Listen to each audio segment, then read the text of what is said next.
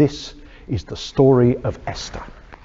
All around the world and for thousands of years, our Jewish brothers and sisters have remembered Esther at the end of February in the Feast of Purim, when they all get together and listen to the story of how the Jewish people were saved by the beautiful Queen Esther.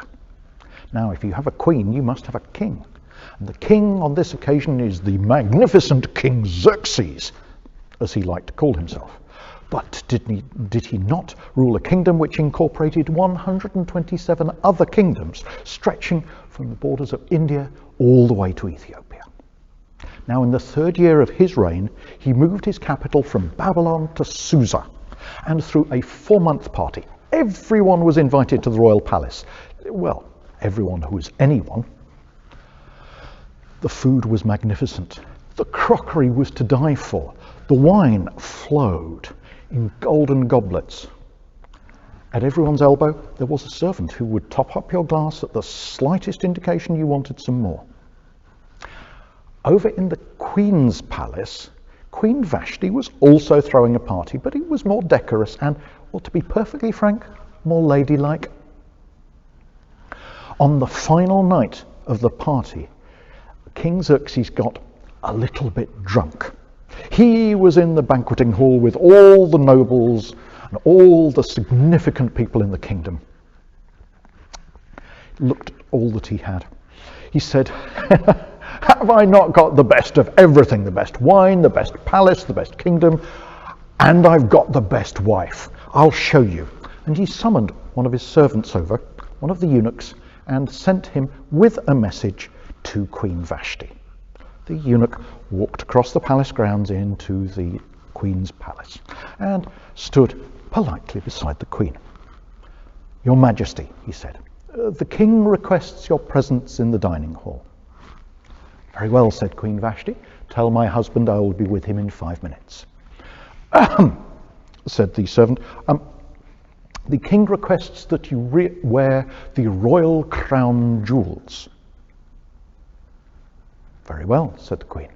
"Tell my husband I'll be with him in 15 minutes. "Ahem," said the eunuch. "Your Majesty, your husband, the king, asks that you come wearing the royal crown jewels and nothing else." There was silence in the Queen's palace, and the more perceptive people felt the temperature drop. A few minutes later, you might have seen the eunuch scurrying out of the Queen's palace, and as he got closer to the great dining hall, getting slower and slower, for you did not want to take bad news to King Xerxes. As the eunuch entered the great hall, there was a buzz of conversation all around the room. But just as he got to the king's side and whispered in his ear, there was one of those lulls in the conversation that you get in any room.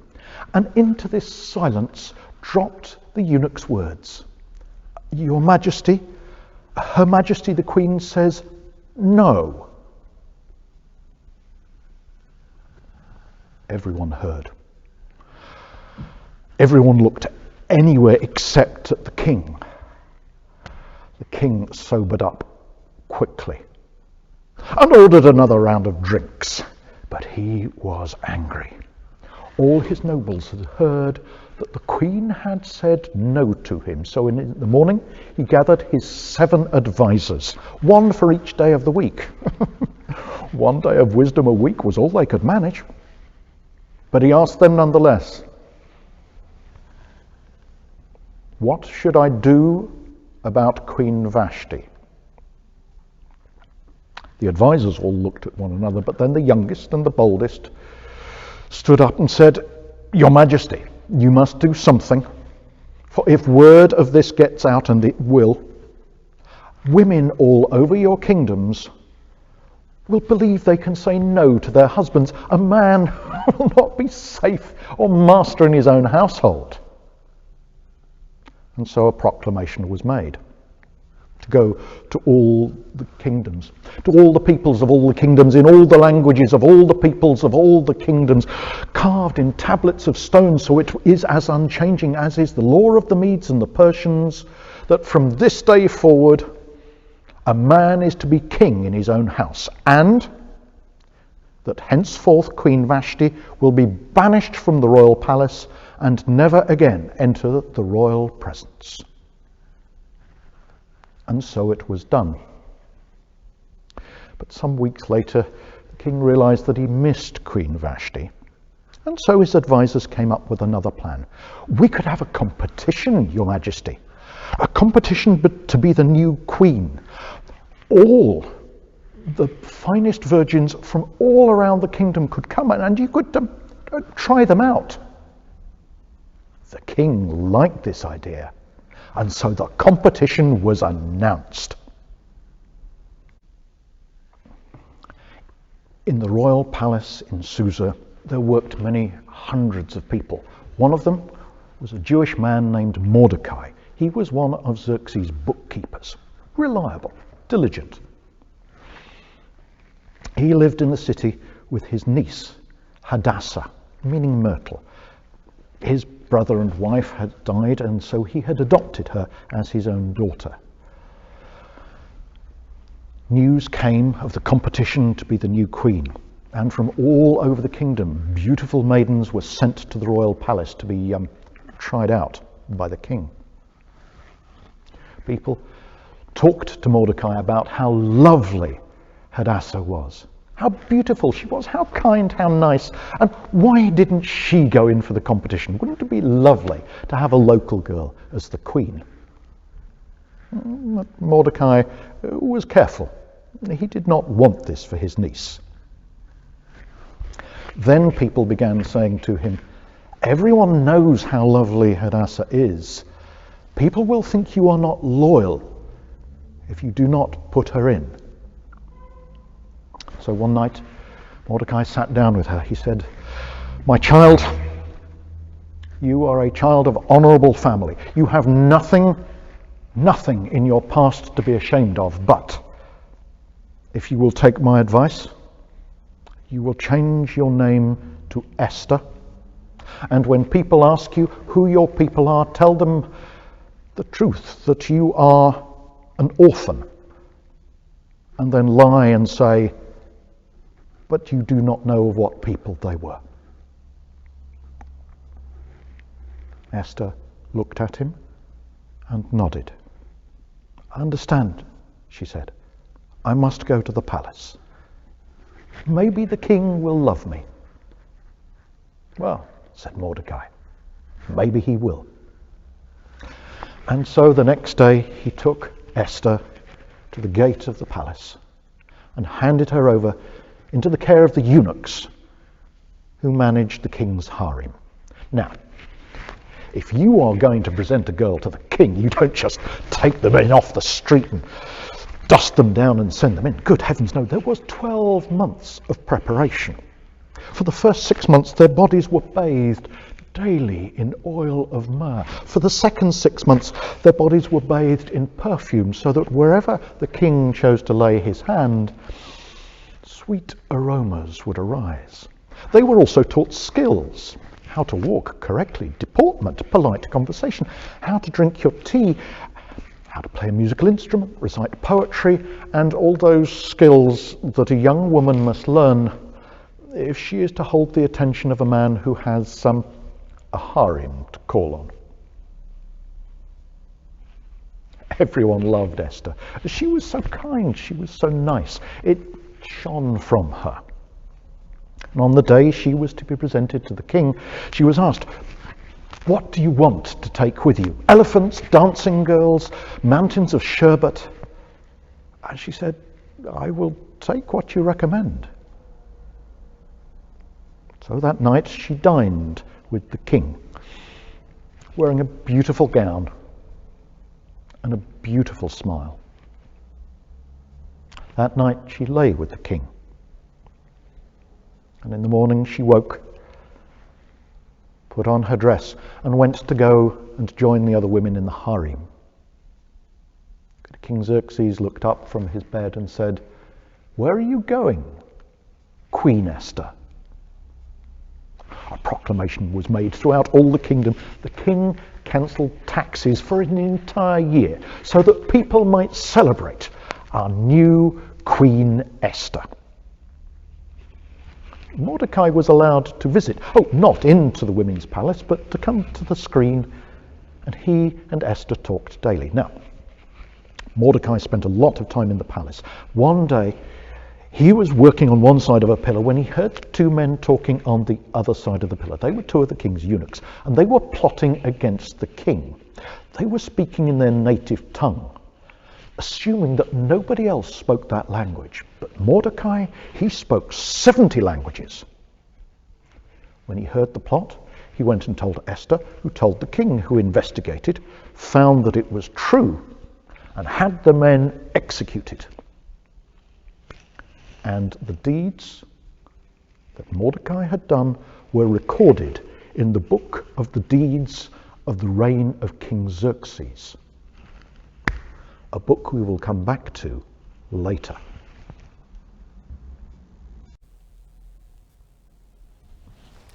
Xerxes was worried by this plot, and so he brought in a new advisor, an Agagite, a man named Haman, who was angry and fierce and determined. He quickly dismissed all the other royal advisors, so that for the first time ever, the kingdom was ruled by just one man. He had a gown made, and on the front was a picture of the king, and as he strode around the palace, he insisted that people bow and kneel and prostrate themselves before him, as they would before the king himself. And everybody did, for everyone was afraid of Haman. He was not a man to cross. Everyone did so, except for Mordecai. People warned Mordecai, you should not cross this man. Mordecai said, People asked him, why do you not bow like everybody else? And he said, I will bow for the king and for God, no one else. But Haman, he noticed that Mordecai did not bow, and he had inquiries made, and he discovered that Mordecai was Jewish. Haman hated the Jewish people. He said, I will have this man executed. No, I am a royal advisor. I am the royal advisor. It is not for me to execute one man or two men. No, I must execute every single Jewish person in the kingdom. Yes, that is a plan worthy of a royal advisor. So he consulted with his priests and with his shaman, and to determine the date when this should be carried out, they rolled dice, they cast lots, they rolled pur, as they were called.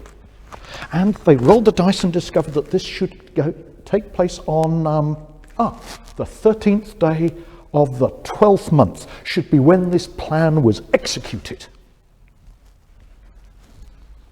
Haman went to King Xerxes. He said, my lord king, there are amongst your 127 kingdoms a people scattered throughout these kingdoms. They are not a people as other people are. They live by their own rules, worship their own God. They say there is only one. They are troublesome.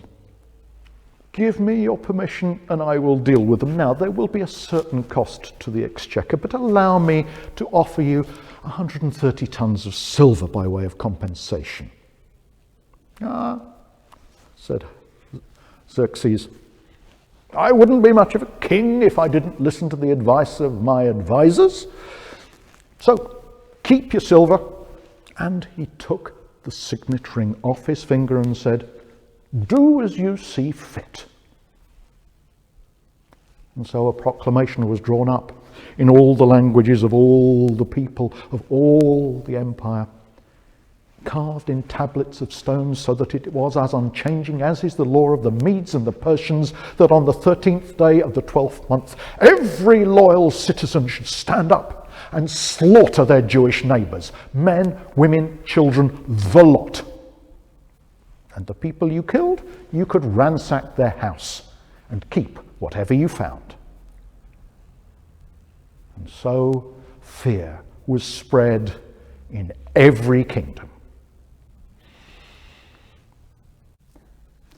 Mordecai and all the Jews in Susa heard the news and despaired. Mordecai himself tore his clothes, put ash in his hair, and walked up and down the streets of the city wailing. He would not go and see Esther. Eventually she had to send a servant to put him in some decent clothes and bring him to the palace so they could talk through the trellis. Mordecai told her the terrible news that they were all marked for death. He said, "Do not think that because you are in the royal palace that you will be spared. Somebody will realize, somebody will put you and I together and decide that if I am Jewish, then so are you. You will not be protected." "But uncle," said Esther, "what am I to do? I am only the queen. I am the king's wife. And you know the law, that if anyone goes into the presence of the king without being summoned, it is instant death, and unless he welcomes them and raises his royal scepter. And he has not called for me in over 30 days. I do not think he loves me anymore." There was silence between the two of them. Eventually Mordecai said gently, "Who knows, Hadassah? Perhaps it was for this that you ended up in the royal palace. Perhaps it was for this moment that God put you there, in the bed of the king. Who knows?" Esther sighed, thought deeply, and then said, "Uncle, I will go, and if I am executed, then I will only be the first of my people to die, but I will go. But will you do this for me? Will you gather all your Jewish neighbors in your house, and for the next 3 days will you fast and pray for me? I will do likewise. And if after 3 days my husband has not called for me, then I will go to him, whatever happens." And so that's what happened. They went home each, and they fasted and prayed. Esther to her rooms, where she stripped off her makeup, her fine jewels, her fine dresses, and put on her simplest dress, and bowed her head in prayer.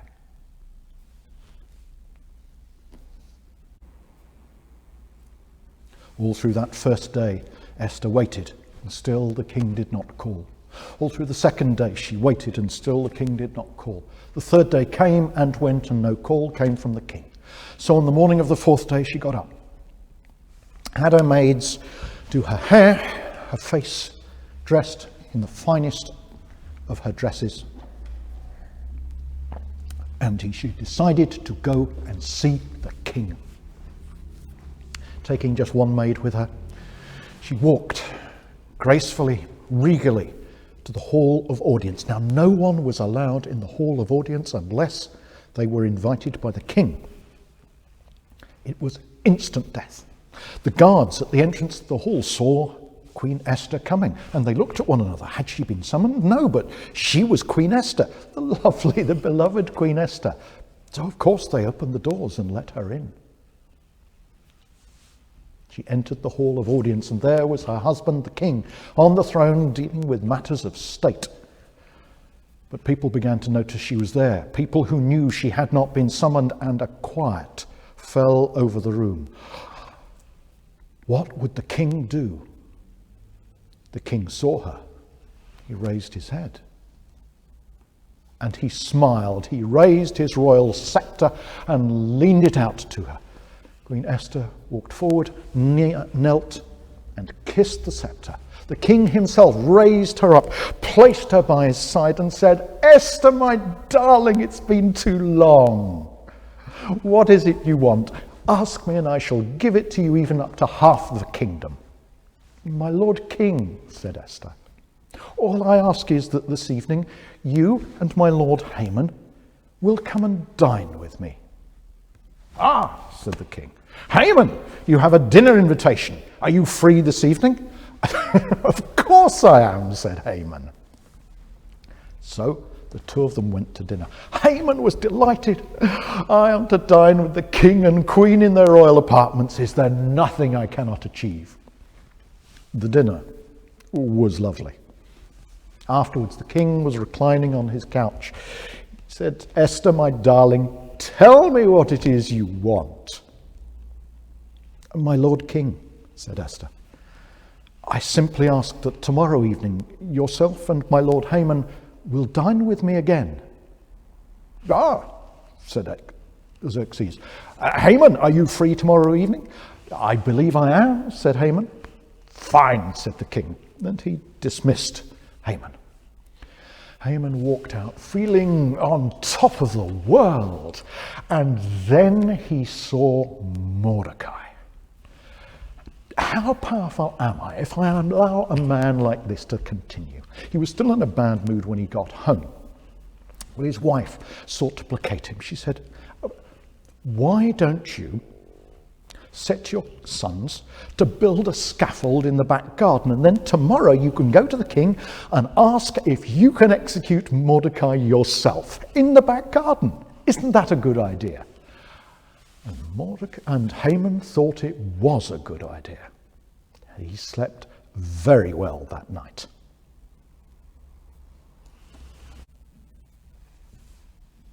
Haman may have slept, but the king did not. So, as he often did on such nights, he called for the royal record keeper to read to him from the book of the records of the acts of the great King Xerxes. Now, on this particular night, the record keeper read of the plot that Mordecai had uncovered, which saved the king's life. Xerxes asked the record keeper, what did we do for this man who saved my life? The record keeper checked the text. Nothing of record here. He read in the margins. He checked in the index. My lord, said the royal record keeper, you appear to have done nothing for this man. Oh, said King Xerxes. Well, I'm not going to stay king long if I don't reward those people who saved my life. Go out into the corridor and see if you can find one of my royal advisors. So the royal record keeper went out into the corridor, and who should he meet but Haman, who was coming to ask the king if he could execute Mordecai. Haman entered the king's presence. What can I do for you, your majesty? Tell me, Haman, said the king. What should I do for a man who has proved a loyal subject to me? Haman was delighted. Haman assumed that Xerxes was talking about him. Your majesty, well, and now this is just an idea off the top of my head, but you could take a gown from the royal wardrobe, one that you have worn in public, and place it on the shoulders of this man. Then take a horse from the royal stables, one that you have been seen riding, and place this man in the gown on the horse, and then set a herald in front of him and have him paraded around the city with the herald declaring, this is what Xerxes does for those who are loyal to him. I say, Haman, said Xerxes, what an excellent idea. I knew you were a good royal advisor. Now, I want you to do exactly as you have told me for Mordecai, for he saved my life some time ago, and I have done nothing to thank him. Mordecai, said Haman. Yes, said Xerxes. Do you know him? Yes, said Haman, I do know him. You want me to do all of this for Mordecai? Yes, said Xerxes. Now, be off. Make it happen. And so Haman went and found Mordecai and placed him in a royal gown and set him on a royal horse and paraded round the city, declaring through clenched teeth, this is what our king does for those who are loyal to him. By the time he'd finished doing that, he was furious. He was spitting fragments of teeth. But by the time he got home, it was only just time for him to get changed and go back to the palace for supper with the king and queen. And so that's what he did. Haman and King Xerxes gathered for dinner with Queen Esther. The meal was wonderful. Xerxes reclined on the couch but said, now, Esther, tell me, what is it that you want? And the queen kneeled in front of her husband. She said, I ask for my life and the life of my people, for we are condemned to death. If you had only sold us into slavery, I would not make a fuss. I would go at your command. But we are condemned to death by an enemy. You see, my lord husband, I am Jewish, and so condemned to die by your own proclamation. But, said Xerxes, who is this enemy? It is my husband, my lord Haman here. Xerxes began to see what sort of a mess he was in. He stood up and walked out into the garden. Haman began to understand which way the wind was blowing. My lady, he said, your majesty, I did not know. I did not understand. And then he threw himself at Esther's feet, wrapped his arms around her legs and began to beg for his life. At this moment, Xerxes returns from the garden, sees this man with his arms about his wife's legs and says, "Guards! This man is assaulting the queen."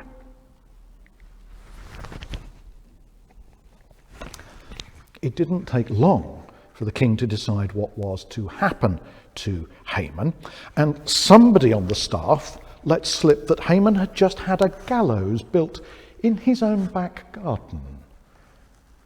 You see, Haman didn't have many friends, and so before sunrise, Haman was dead on his own gallows.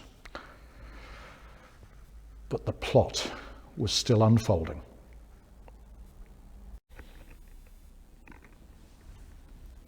The next day, Esther and Mordecai went to see the king. "My lord," said Esther, "can you revoke your proclamation? Can you change the law?" "Ah," said King Xerxes, "I can't change the law, otherwise I won't stay as the lord and king of the Medes and the Persians, whose laws are unchanging."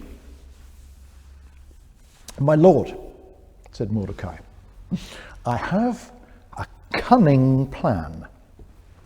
And so a proclamation went out to all the peoples of all the empire, in all the languages of all the peoples of all the empire, carved into tablets of stone, so that they were as unchanging as are the laws of the Medes and the Persians, to say that on the 12th day of the 12th month, all the Jews in all the kingdoms could gather together and defend themselves against any who came against them the next day.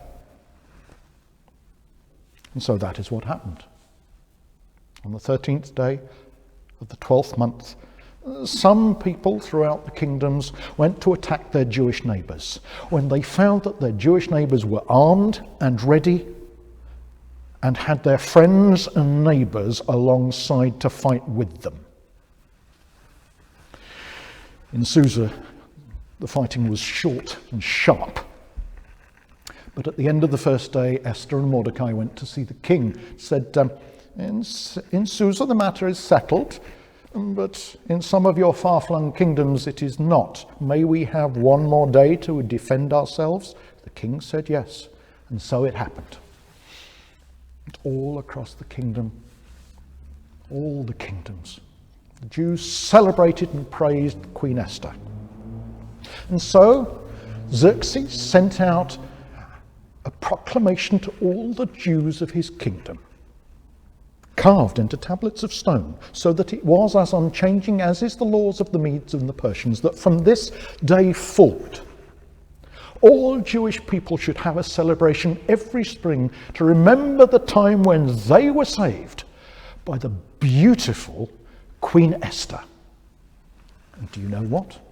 Our Jewish brothers and sisters do that to this day. They have a celebration. The entire book is read out to them. They dress up in costumes, and every time they hear the name of Haman, they boo. They have sweet foods and they have a party, and nobody is unhappy. For after all, they had been saved by Queen Esther.